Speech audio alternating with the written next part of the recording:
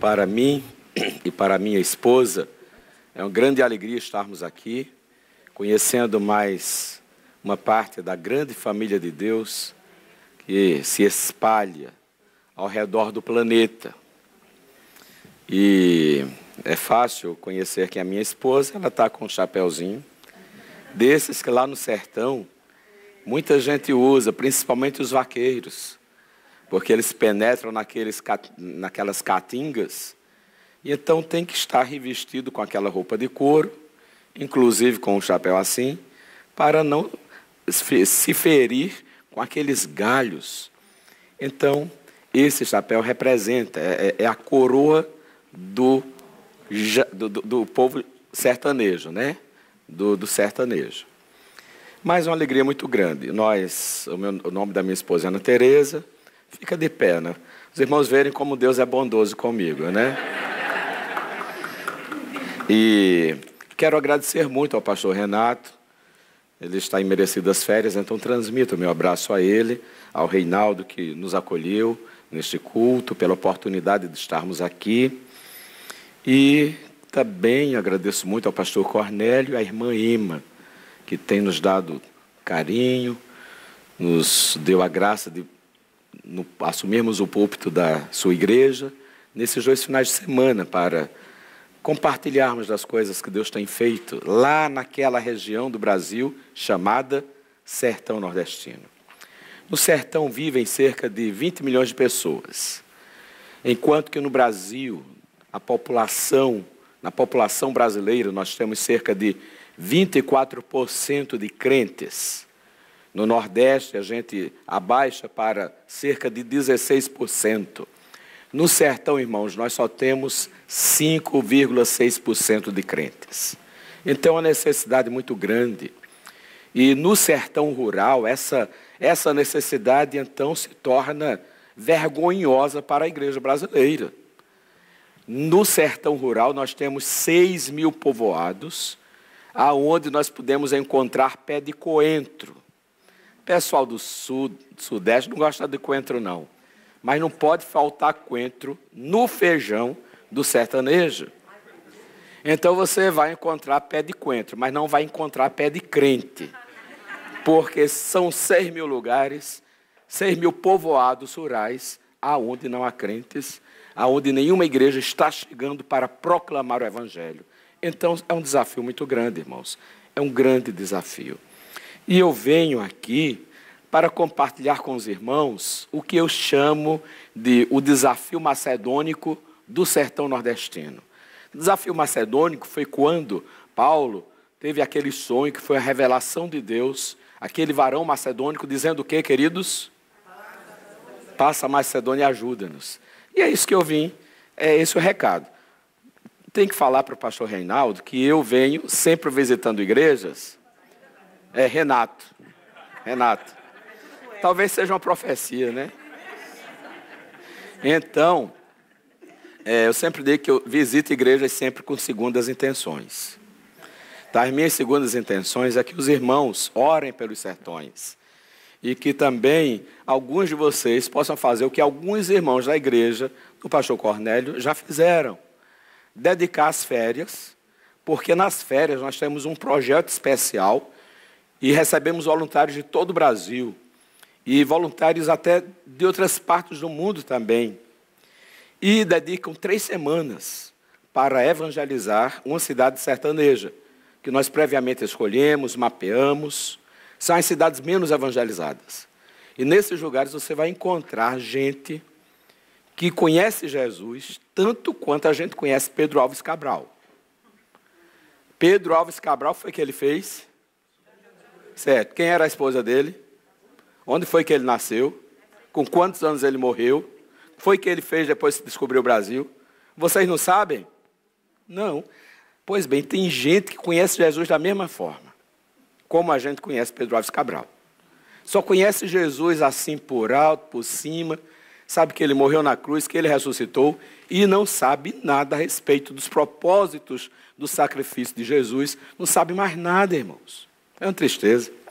Me lembro, por exemplo, Vocês podem abrir até a Bíblia já em Romanos capítulo 15. Mas enquanto isso, deixa eu contar uma história que retrata essa necessidade extrema do sertão. Nós estávamos num projeto missionário de férias e na cidade de Água Branca, no sertão da Paraíba. Aí nos falaram de um povoado chamado Serra dos Ventos. E nós designamos 10 cabras machos para irem lá, porque era muito longe, difícil de chegar, e dissemos, esse negócio não é para mulher não, é só para homem. Aí uma seminarista curitibana, Simone, disse, eu quero ir também. E ela insistiu tanto que a gente abriu mão, e foram os 11. Então, calça, jeans, camisa do projeto missionário, um boné por causa do sol e uma mochila com água e Bíblia. E depois de 3 horas e meia, quando chegaram, não é porque era muito longe, não, é porque o caminho era muito difícil. Quando chegaram naquela serra, lá em cima, um lugar bonito, mais friozinho, porque no sertão faz muito calor, mas nos lugares serranos é fresco, é ventilado e faz até frio. E quando eles chegaram lá, sem aviso prévio, aquela comunidade que já nos falaram, olha, pouco esse povo tem contato com a cidade. Eles vivem lá quase como um povo tribal. Quando eles chegaram, fardados, aquela equipe de 11, eles ficaram, parece que, assustados. Quem estava assim pelo terreiro foi para dentro de casa, se trancou, e a nossa turma parou onde estava, porque não sabia qual seria a próxima reação do povo. Aí, na casa mais próxima, alguém corajosamente abre a janela. Quem foi que abriu? Foi o homem ou foi a mulher? Mulher. Claro, irmãos. A mulher. As mulheres são mais corajosas. Alguém está dizendo que são mais curiosas. Eu não sei. Não sei. Quando terminar as férias, o pastor Renato resolve essa polêmica. Mas aí a gente viu como foi bom a Simone ir junto. Então Simone foi, se aproximou daquela senhora, que saiu de sua casa e ficou conversando ali, né, na frente da casa com Simone. As outras pessoas, então, saíram de suas casas, o restante do grupo foi falar com os outros, e Simone percebeu que era o momento de começar a falar do Evangelho. E ela começou com uma pergunta, que você já talvez tenha também introduzido a evangelização com essa pergunta. E a pergunta foi essa. Aquela senhora de uns 36 anos, mais ou menos, e Simone perguntou, a senhora conhece o Senhor Jesus? E ela respondeu prontamente, conheço não, ele não mora aqui. Se morasse, a gente conhecia. Meus irmãos, é engraçado. Tem um lado engraçado, tem um lado triste. Simone, ela chorou. Que ela nunca imaginava que no Brasil, numa cidade a apenas 400 quilômetros de João Pessoa, uma capital bela, aconchegante, águas mornas nas suas praias o ano quase todo, pudesse encontrar uma situação dessa. Mas, irmãos, essa é a situação de muitos lugares na zona rural do sertão. As pessoas conhecem Jesus tanto quanto a gente conhece Pedro Álvares Cabral. O Evangelho precisa ser pregado nesses lugares. E a Missão Juvep foca o principal trabalho da missão que eu faço parte, que é a Missão Juvep, é plantar igrejas nos sertões nordestinos, nas cidades menos evangelizadas, e plantar igreja na zona rural, onde não há igreja. Nos anos 80, anos 80 e anos 90, plantamos em muitas cidades que não havia igreja. Hoje não há nenhuma cidade no Brasil sem igreja. Mas nós vamos encontrar um município todo com 1 ou 2 igrejas. É muito pouco, é muito pouco. Então hoje o nosso foco são as cidades com até 5% de crentes, que são as mais carentes. E os lugares na zona rural onde não há crentes. Estamos agora com uma equipe de um projeto que se chama Radical Sertão, que é um projeto de 18 meses, em que voluntários se dedicam, são 6 meses de preparo, em nossa sede, em João Pessoa, e depois 1 ano, essas equipes morando naqueles lugares, na zona rural, pregando o Evangelho e vivendo o Evangelho. E Viração é um lugar que tem 1.200 habitantes, é um lugar com 102 anos que foi fundado e nenhum crente até o ano passado. O ano passado se converteram 2. Quando a equipe do Radical chegou, pela graça de Deus, mais de 25 pessoas já entregaram suas vidas a Jesus Cristo. E tem uma igreja viva. A escola dominical tem de 25 a 30 adultos, tem uns 25 crianças, uns 30 pré-adolescentes, e Deus está fazendo uma grande obra naquele lugar. Agora, por que Deus está fazendo, irmãos? Porque gente se dispôs a passar 1 ano naquele lugar. E quando concluir o ano, a igreja parceira dá continuidade àquele trabalho. Sabe por que Viração não foi alcançada antes? Porque Deus não envia anjos, nem arcanjos, nem serafins e nem querumbins. Ele envia a sua igreja, gente de carne e osso, que foi lavada e remida no sangue de Jesus Cristo, que tem no coração paixão pelas almas, e tem paixão pelas almas como um subproduto da sua paixão e do seu compromisso inegociável com Jesus Cristo. E quando essas pessoas vão para os campos, irmãos, quando o evangelho é pregado, inevitavelmente uma coisa acontece. Sabe o que é? Conversão. Porque o evangelho é o poder de Deus para a salvação de todo aquele que nele crê. A gente faz a parte mais fácil, a gente vai lá e prega. E a parte mais difícil, que é o convencimento espiritual, a libertação espiritual, o transporte das trevas para a luz, é obra do Espírito Santo. E o Espírito Santo faz a obra, louvado seja Deus. E para ajudá-los a orar pelo sertão, nós publicamos este livro, 21 dias de oração e jejum pelo sertão. Nós só temos 11 exemplares e gostaríamos que 11 famílias adquirissem apenas $5. 102 páginas, 21 dias para você orar, tem uma meditação bíblica, depois um texto sobre o sertão e depois os pedidos de oração. Então, se você fizer esta campanha, Deus vai abençoar você, porque quando a gente ora, Deus abençoa. E Deus vai abençoar os sertões, porque o nosso Deus é Deus de perto e Deus de longe. Você ora aqui, o Espírito Santo vai operar maravilhas lá no sertão. Então, nós gostaríamos que os irmãos, que esses panfletos que falam de algumas das nossas atividades, as atividades sociais, como por exemplo, perfuração de poço. Estamos no 6º ano de uma seca terrível. Pela graça de Deus, temos perfurado alguns poços em comunidades rurais onde a ajuda do governo não chega. E projeto de plantação de igreja de férias. E agora nós vamos passar um clipe sobre o projeto missionário de férias. Serão só 6 minutos e depois então nós vamos para a reflexão bíblica. Então assistam.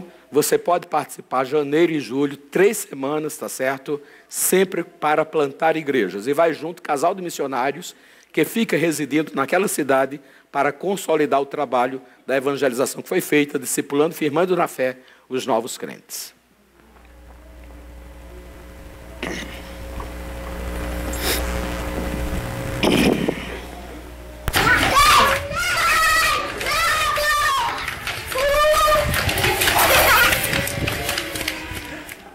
Na batida da zabumba, no compasso do violão, Jesus Cristo te convoca, vem pregar para o sertão.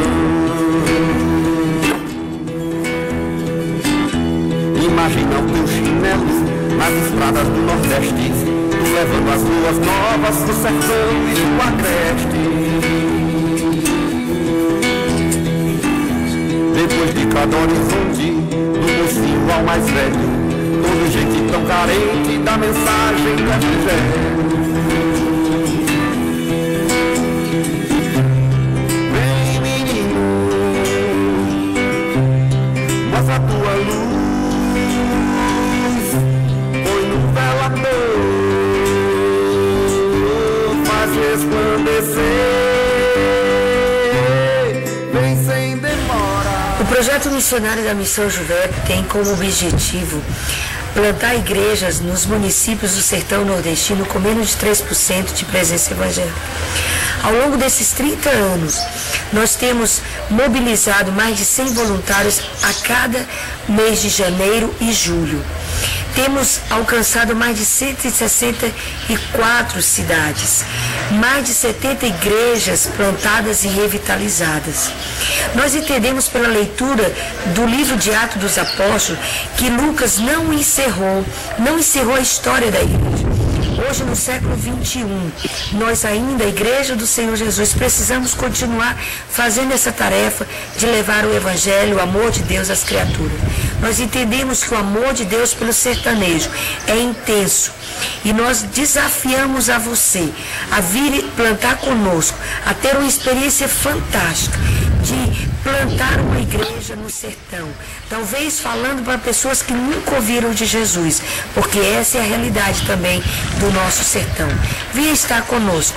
Esperamos você no mês de janeiro ou no mês de julho. Esse é o nosso desafio para você.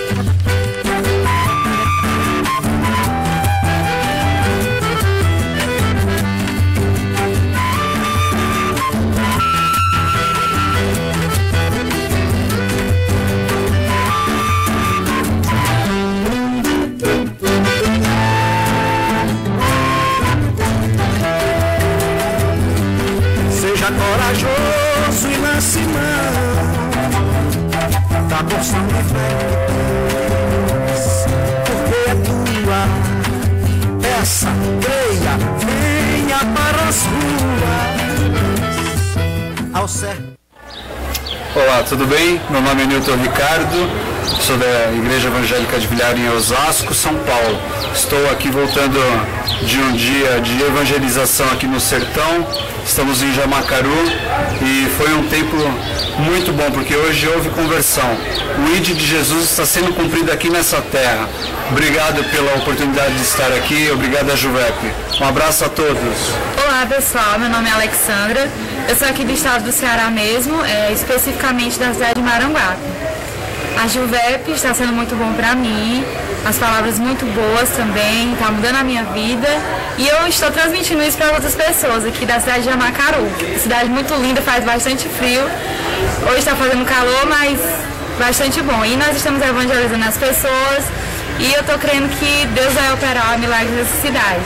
É isso que eu tenho para dizer, venham para a Juvep que é muito bom.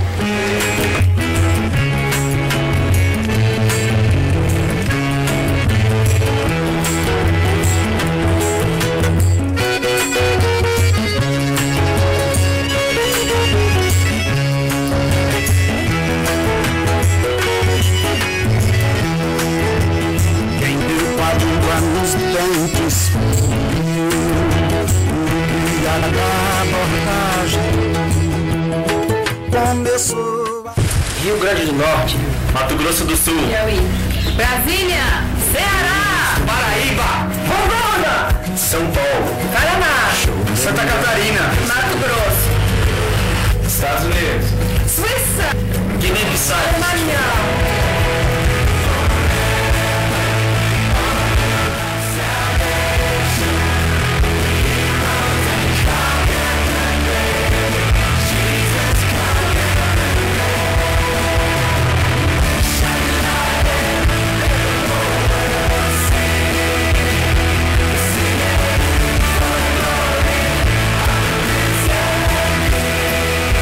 Dá vontade de ir?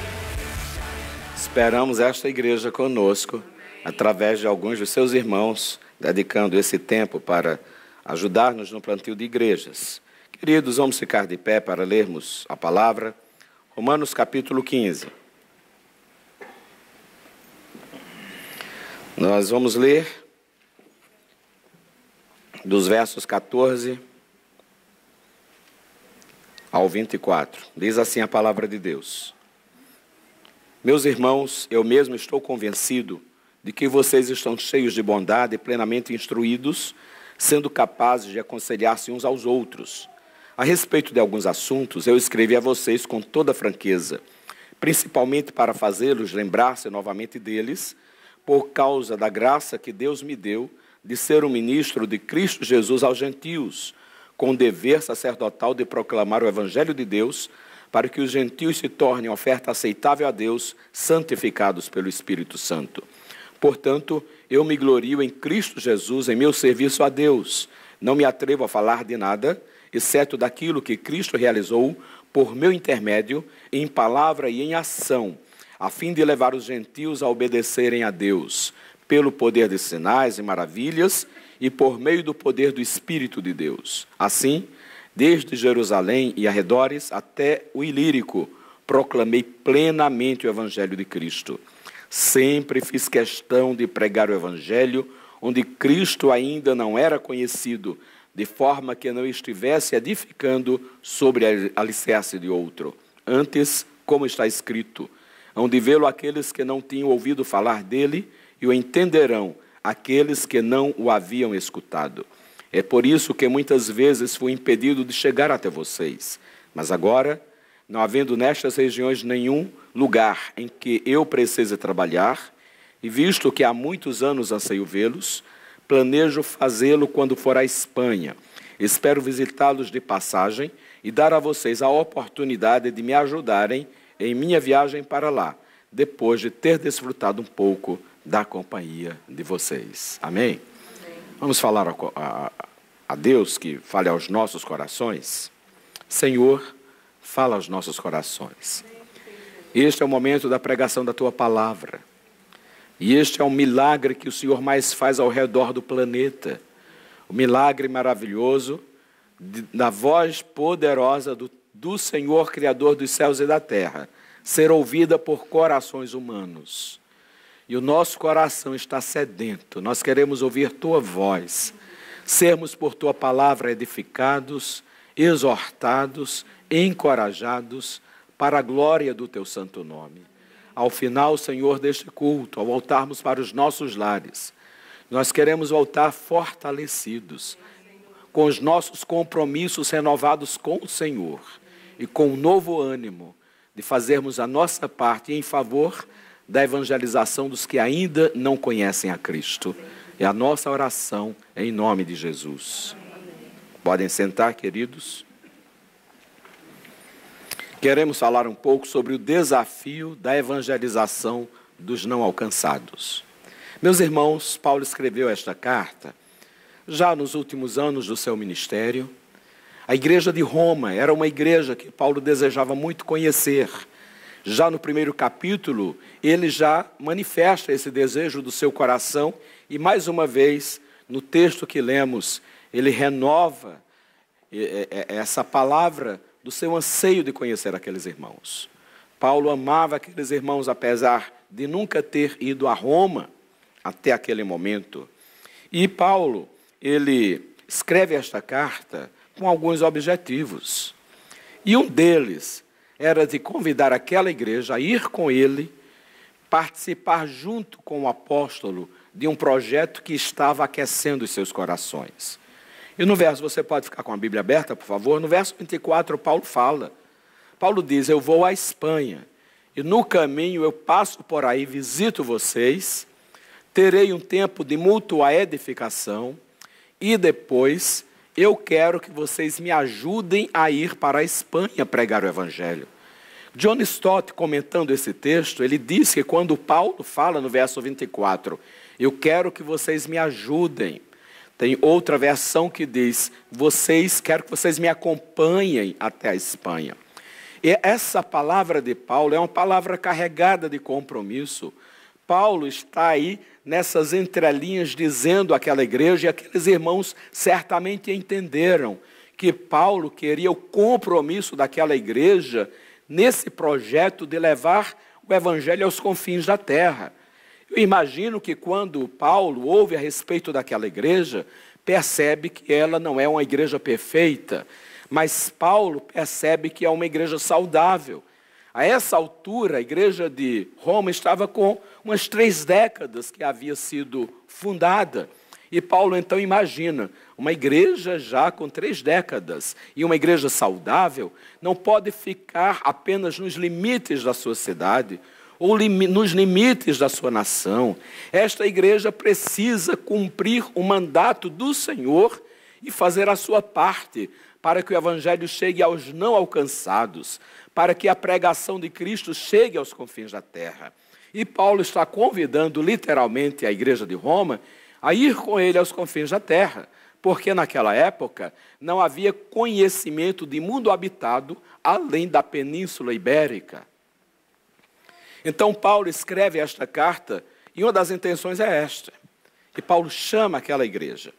E, meus irmãos, neste capítulo, e aí fica como dever de casa, eu tenho lido, relido, ouvido servos de Deus falarem mensagens maravilhosas nesse texto, e nas minhas meditações eu já descobri neste capítulo 26 princípios que norteavam o trabalho missionário de Paulo.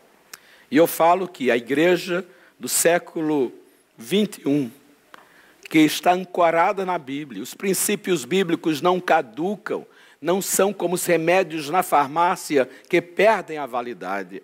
Estes princípios são válidos.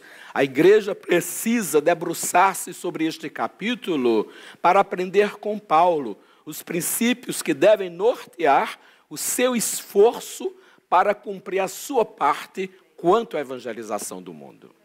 E para deixá-los tranquilos, não vou falar sobre os 26 pontos, mas eu quero falar sobre um ou dois. E um dos princípios que norteavam o trabalho missionário de Paulo, nós encontramos no verso 20. Leia o verso 20. No verso 20, Paulo fala da prioridade do seu ministério. E aí eu lhe pergunto, qual era a prioridade do ministério missionário de Paulo, irmãos? Qual era a prioridade? Muito bem, era essa. E eu quero lhes dizer com tristeza que a igreja nos nossos dias precisa manter esta prioridade. Porque apesar de termos 2000 anos de história, a igreja é muito mais antiga do que a Coca-Cola, mas a igreja ainda não chegou em todos os lugares aonde a Coca-Cola chegou. A igreja ainda não chegou em todos os lugares aonde a internet chegou. E o primeiro projeto de globalização não foi da internet nem da Coca-Cola. O primeiro projeto de globalização nasceu no coração de Deus antes da fundação do mundo, porque Deus concebeu uma igreja global, uma igreja presente entre todos os povos da terra, para que todos os povos pudessem glorificá-lo, porque o Deus Criador dos céus e da terra é digno de receber todo o louvor, toda a adoração de todos os povos da terra. Aleluia! E este, na verdade, é o primeiro motivo por que devemos pregar o Evangelho. Primeiro motivo por que devemos pregar o Evangelho não é porque os pecadores estão perdidos, não é porque os pecadores estão caminhando a passos largos para o inferno, porque o principal do Evangelho não é o homem, o principal motivo, o centro do Evangelho é a pessoa gloriosa do Senhor Jesus Cristo. Devemos pregar o Evangelho porque Deus merece toda a glória. E o homem só conseguirá glorificar a Deus depois que ele for transformado pelo poder do Evangelho. Louvado seja Deus. Irmãos, eu não sei sobre a informação que os irmãos têm sobre as estatísticas, mas no Brasil nós ainda temos muitas comunidades não alcançadas. Já falei sobre os sertões, mas além dos sertões, os ciganos no Brasil, dos quase 1 milhão de ciganos no Brasil, apenas 2% deles conhecem a Cristo. Eu sou do estado da Paraíba, e a primeira igreja cigana no estado da Paraíba só nasceu de 2010 para cá, quando os nossos missionários que estavam no sertão de Souza tomaram a iniciativa de evangelizá-los. Por isso, irmãos, Paulo tinha uma prioridade. Sem termos uma prioridade intencional, nós não chegaremos naqueles lugares mais distantes e mais difíceis. Senão nós vamos fazer como a igreja de Roma. Passa 10 anos, passa 20 anos, passa 30 anos e a gente não chega lá.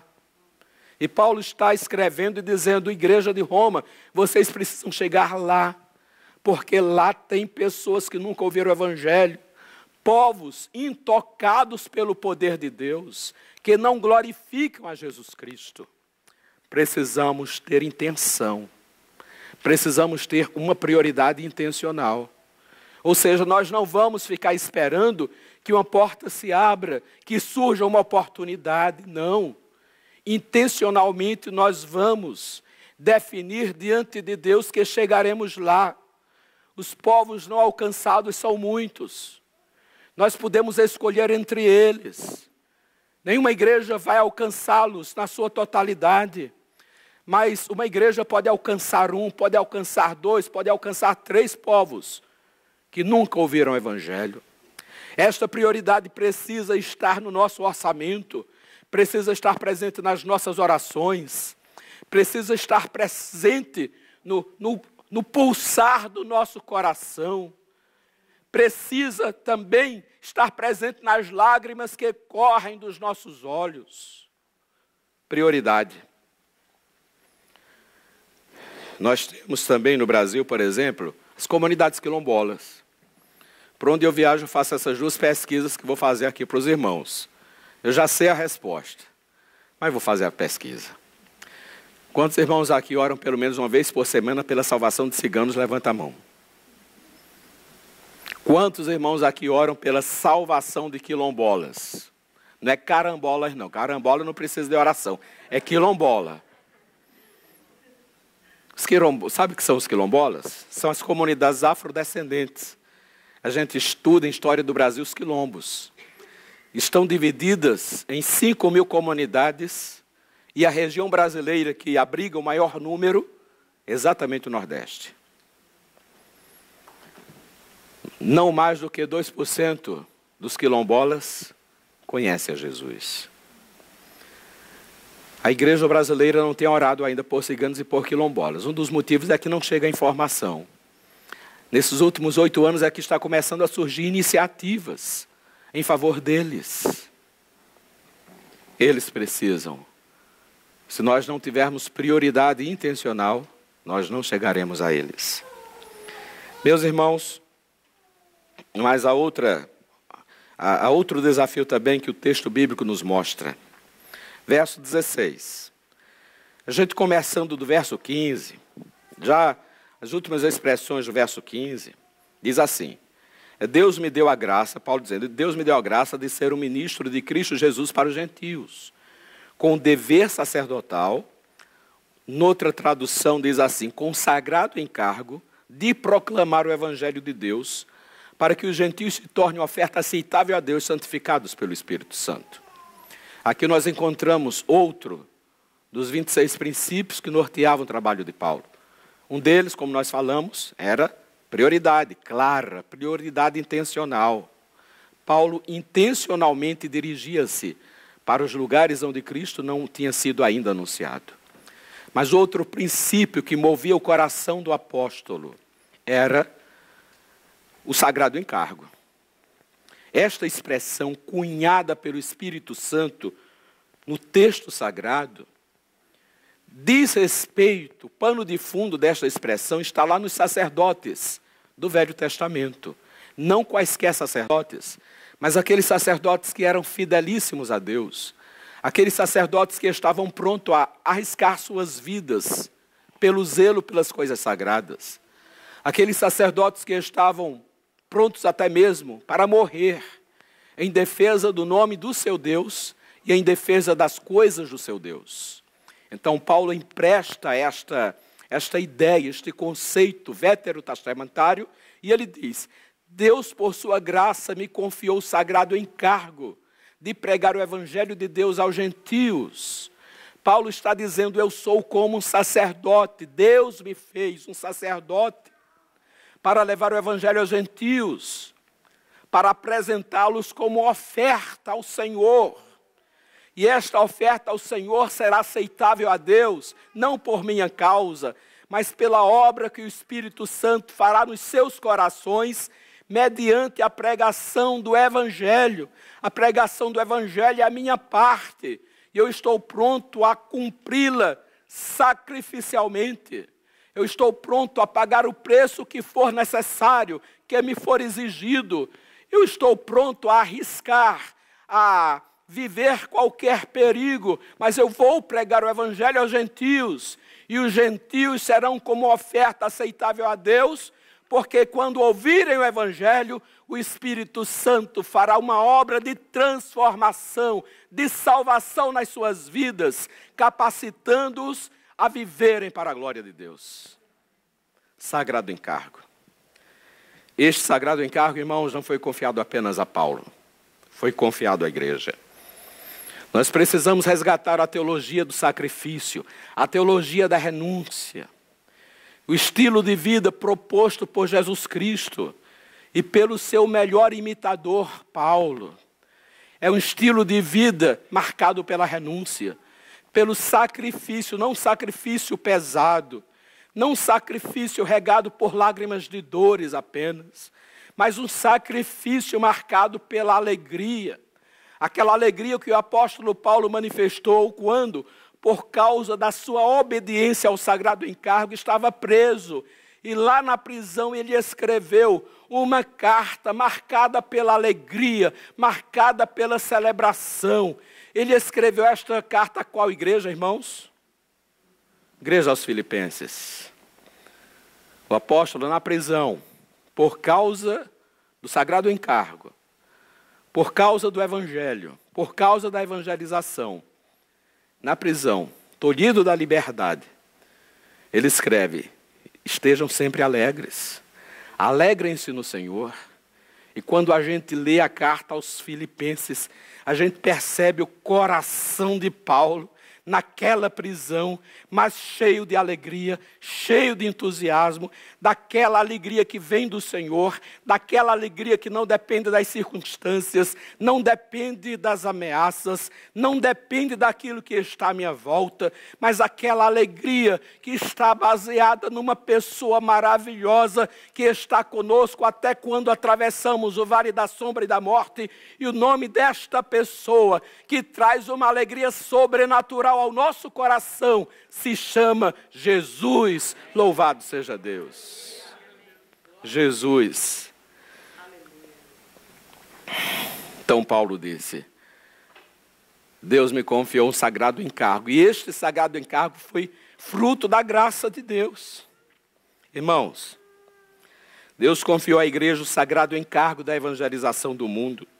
A implicação é que cada crente, cada igreja local precisa assumir o sagrado encargo. Assumir o sagrado encargo é se dispor a sacrifícios e renúncias pessoais em favor da salvação de vidas. Quer estejam perto, façam parte da nossa rede de relacionamentos, quer estejam do outro lado do mundo. Sim, que Deus nos dê a graça de assumirmos o sagrado encargo em favor da evangelização dos que nunca ouviram e dos que possuem oportunidades mínimas de ouvir o evangelho. Desaprendemos, irmãos, a viver sacrificialmente em favor do evangelho. A gente vive sacrificialmente em favor dos filhos. A gente vive sacrificialmente em favor de uma pessoa amada. Nós vivemos e nos colocamos debaixo de sacrifícios para alcançarmos os nossos sonhos, os nossos objetivos, para termos uma casa própria, para termos um bom carro, para construirmos um bom patrimônio, para oferecermos aos nossos filhos um futuro melhor. Porém, nós desaprendemos a fazer sacrifícios em favor do evangelho, em favor da pessoa mais importante da nossa vida, que é Jesus Cristo. Fazemos sacrifícios para satisfazer nossos desejos e objetivos. Precisamos de uma nova conversão espiritual que nos capacite a fazer sacrifícios pessoais em favor dos desejos e em favor dos objetivos de Deus. Que Deus nos dê a sua graça. Que Deus nos abençoe. Eu falo sacrifícios, irmãos, eu não estou falando de coisas muito pesadas, não. Eu estou falando da gente rever o orçamento, por exemplo, e diminuirmos o gasto com coisas que são supérfluas. Nós podemos comprar, por exemplo, roupas mais baratas. Nós podemos comprar veículos mais baratos. Nós podemos simplificar nossa vida, para que a nossa vida tenha um custo menor, para que da nossa renda sobre mais recursos, para a obra mais gloriosa na face da terra. Nós não podemos viver, irmãos, somente olhando para as coisas temporais. Nós não podemos viver somente em função das temporalidades. Que Deus nos dê graça, renove as nossas forças. Eu sei que a vida do imigrante não é fácil. As horas de trabalho semanais dos irmãos é muito maior do que lá no Brasil, é muito pesado. Mas, meu querido irmão, parte desta renda que Deus lhe dá, deve ser dirigido para aquilo que há de mais glorioso na face da terra, naquilo que não vai perecer com o passar dos anos, naquilo que vai permanecer por toda a eternidade, que é o fruto do recurso, do esforço, das nossas orações e da dedicação da nossa vida, para que vidas conheçam a Cristo, para que o Evangelho chegue naqueles lugares onde Cristo ainda não é conhecido. Há uma frase de John Wesley que eu acho muito bonita. Essa frase diz assim: eu julgo todas as coisas pelo valor que terão na eternidade.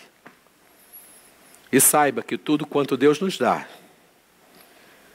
Ele pensa em com aquilo nos abençoar na nossa efêmera vida sobre a terra. A Bíblia diz que nós somos como a flor do campo. É bela, mas logo perece. Todas as coisas que Deus faz na nossa vida têm um viés apontado para a eternidade. Todas as oportunidades que Deus nos dá têm um viés apontado para a eternidade. Os novos relacionamentos que Deus lhe dá é porque alguma daquelas pessoas, Deus quer que você testemunhe do Evangelho para que elas tenham vida eterna. Se Deus melhora a sua renda, não é apenas para que o seu estilo de vida evolua, não é apenas para que você tenha mais conforto. Evidentemente que para essas coisas também, mas é principalmente para que você tenha mais recursos, para com toda alegria e satisfação colocar naquilo que não é perecível, colocar naquilo que terá fruto eterno. Eu sempre falo, devemos usufruir do que Deus nos dá. Sabe qual é o grande desafio? Usufruirmos na medida certa. Usufruirmos na medida certa. Eu conheci um amigo do Mato Grosso do Sul, que ele disse a mim: Sérgio, eu estou me disciplinando há alguns anos para viver só com 60% da minha renda. Porque além dos meus dízimos, eu tenho a cada ano aumentado a minha oferta para a obra missionária.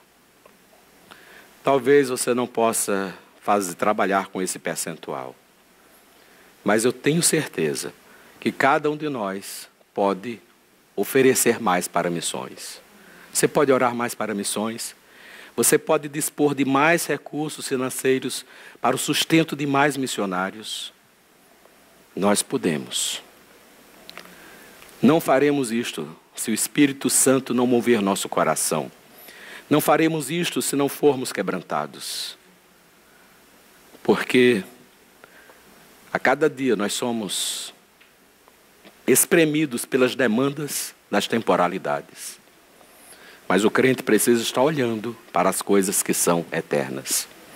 Meus irmãos, que Deus nos dê a sua graça, que Deus nos abençoe. Quero apenas destacar essa primeira parte, a primeira palavra do verso 20. Qual é a primeira palavra? Na versão atualizada? Esforçando-me. Esforçando-me. Esforce-se para colocar-se diante de Deus. Ore mais. Esforce-se para contribuir com aquilo que você pode em favor daqueles que nunca ouviram o Evangelho. E sabe quem vai ser mais abençoado? Você. Vai ser mais abençoado você. A Bíblia diz que nos esperam nos céus, sabe o que? Galardões. Prêmios de Deus para aqueles que são fiéis. Nós merecemos os galardões? Nós merecemos a salvação? Nós merecemos contribuir para a evangelização dos não alcançados? Não. Tudo é fruto da graça. Tudo é fruto da graça. Vamos orar. Senhor, nos ajuda. Queremos ser fiéis a Ti. Ajuda-nos a termos prioridade como indivíduos, como famílias. Darmos prioridade às coisas de Deus. E a este que é um propósito do Senhor desde a eternidade, que todos os povos Te louvem. Ajuda-nos, ó Deus, a assumirmos o sagrado encargo e fazermos a nossa parte com fidelidade em favor da evangelização do mundo. Ajuda-nos a proclamarmos aos que estão próximos e a proclamarmos também aos que estão distantes, para a tua glória, em nome de Jesus. Amém. Amém.